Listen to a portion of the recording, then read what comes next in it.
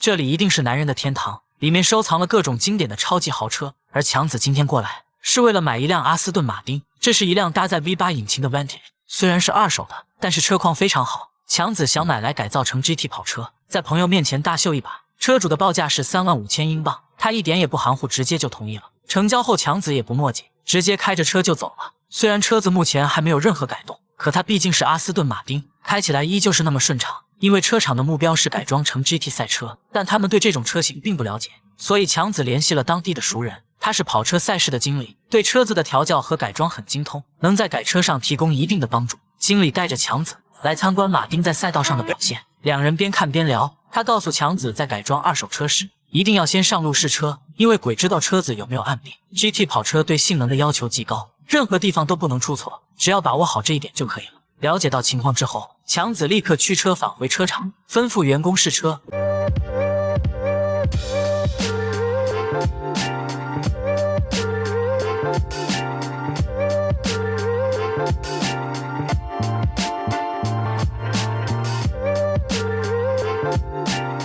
这不是不知道，一是吓一跳。车子高速运转过后，竟然产生了一股难闻的烧焦味，目测应该是刹车的问题。这下两人不敢再开了，用车子给拉了回去。他们给强子汇报情况，看得出来他脸色很难看，这意味着他们要花更多的钱，先把车子修复，才能进行下一步的改装。两人的计划是这样的：第一步给发动机增压，让车子增加200匹马力；第二步更换掉离合器，换上升级后的排气管，以应对额外增加的马力。然后更换掉坏的零件，一辆 GT 跑车就完成了。两人把车子架起来，然后拆掉底盘上的铁板。现在整个动力系统呈现在眼前，要想让车子达成50比50的重量比，需要调整车身结构，改变一些零件的位置。这是一辆竞速版阿斯顿马丁，100公里加速仅需3秒，是名副其实的超级跑车。咱们强子也想拥有一辆，但没有那么多钱，于是就买了一辆二手进行改装。现在他正在给员工开会，制定改车的一些细节。为了让车子更有侵略性，配色上要进行改变。同时经过强子对 GT 跑车的观察，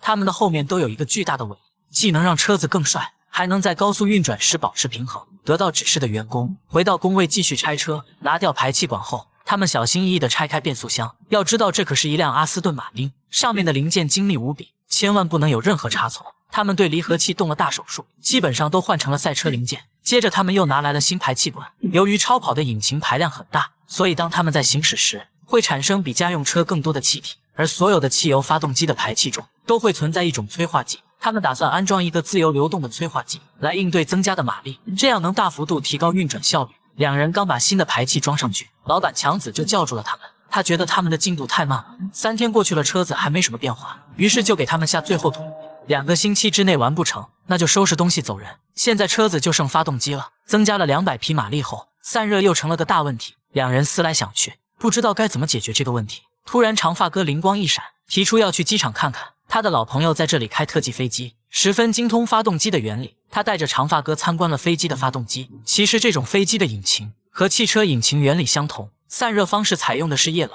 效率也很高。长发哥从这里得到启发，终于明白该如何解决这个问题。这是阿斯顿马丁的专属赛车场，里面存放着各种型号的超跑，工人们测试专业的数据。为了打造出竞赛版阿斯顿马丁，长发哥专门来这里拜访，希望从中学到一点知识。这里也有很多家用版阿斯顿马丁被改装成了 GT 版的跑车，不过他们为了追求极致的速度，都把里面豪华的内饰拆掉了。老板强子可不希望这么做，为了保证改车的效果，长发哥邀请了专业人士来助他们一臂之力。这次该改装的是发动机，要让它用更大的速度将空气吸入，增加燃料的燃烧效率，以此加大发动机的马力。现在引擎的额外零件已经装上，请大家欣赏它的咆哮。